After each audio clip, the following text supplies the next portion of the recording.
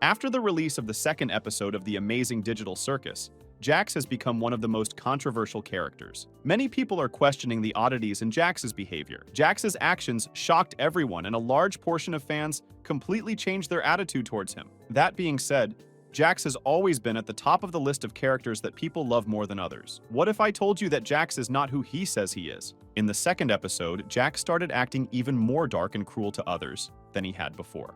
In the pilot, Jax openly said that he likes to see funny things happen to other people, but he didn't do anything in pilot that would make most people dislike the character. He was charismatic, and his jokes on the others were more fun. Let's break down all of Jax's questionable behaviors over the 2 episodes. In pilot, his worst act was stepping on Gangle's mask of joy. He ran away from an abstracted Kaufmo and left Pomni and Ragatha in trouble. He also said he went into other people's rooms and left millipedes in Ragatha's room, which she's very afraid of. Then he lied to the others that Kaufmo was fine. To speed up the adventure, he pushed Gangle and Kinger into a hole. That way, they finally made it to Gloink Queen. Also, Jax first let Gangle go forward on the escalator, but changed his mind and pushed her off. All of these behaviors didn't seem evil or immoral on Jax's part. It looked like he just didn't like to be serious. In the second episode, Jax's character seemed to change. At the beginning of the episode, he teases Zooble and acts normal. Then, when the characters are in Candy Canyon, Princess Lululalu gives the characters a battle truck to use to stop the crocodile bandits. At this point, Jax gets excited and becomes very joyful. He says, "Oh, violence." This is his phrase that Gooseworks mentioned on her Tumblr when she was asked to name, without context, one random Jax line. Then, while sitting in the truck, he started being downright rude to Gangle and demanding her submission. Later, he blackmailed Gangle that if she didn't ram the crocodile truck like he said he would tell Ragatha something about her figure. Jax throws Pomni out of the truck, and as she clutches her arms into both vehicles, demands that she stay in the same position so he can get through. Jax himself was mostly overjoyed and wanted to use the shotgun and bazooka he found inside the fighting truck against the crocodiles. When the truck flew into the chocolate river where the fudge monster lives, Jax told Gangle that he blamed it on her, even though it definitely wasn't Gangle's fault. He continued to try to destroy the crocodile truck, even though Pomni was on their roof. When Pomni and Gummigo came back from the room outside the map and crushed the fudge monster with the impact of the truck, Jax looked very upset and disappointed. He didn't care about Pomni. We can understand that Jax was really counting on the big final battle at the end of the adventure, and was very disappointed just because of that. Then we see that Jax did leave the gate to the Candy Kingdom unlocked, and because of that, the fudge monster made its way in and started wreaking havoc and eating other NPCs. What happened next was something that really made a lot of people disillusioned with Jax. When everyone went to mourn for Kaufmo, Jax made a disgruntled face and went somewhere else. He refused to take part in the mourning, and we don't see him again. I really don't understand the reason for such actions. It doesn't seem like Jax had that much animosity towards Kaufmo. Let's try to figure out why Jax is acting this way. I'd like to start by saying that many people thought that the second episode would be all about revealing Jax's character. This was noted by Gooseworks, and on her Twitter a few hours before the second episode was released, she attached a screenshot of Jax's face and wrote, "Many people still think this will be an episode about Jax.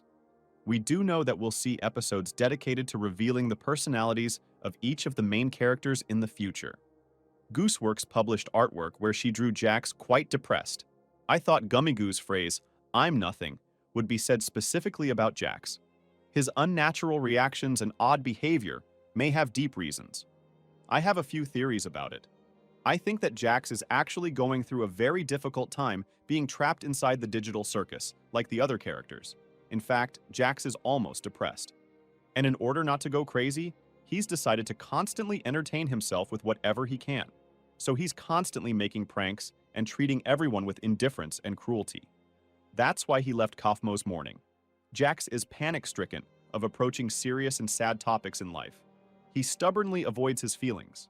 I think Jax believes that if he shows everyone else how he really feels, he will go crazy with sadness and abstract himself. Because of his behavior, he is hated by all the people in the digital circus, but in his opinion, it is the only way to stay alive here. Given that the digital circus is essentially a strange video game rather than the real world, Jax is probably just trying to accept the rules of the game and enjoy it. Another theory is that there are carefully thought out goals behind Jax's behavior. If you think about it, Jax has a number of major differences from all the other people who have gotten into the digital circus. Gooseworks recently noted on her Twitter that people don't lose their memory completely when they get into the digital circus. They forget their names exclusively. This makes sense because if Gangle didn't remember anything from real life, she wouldn't know how to drive a truck. On Ragatha's pin, we can notice that she has a piano in her room. If Ragatha couldn't remember anything from her life, then she wouldn't be able to play it, and it would be useless.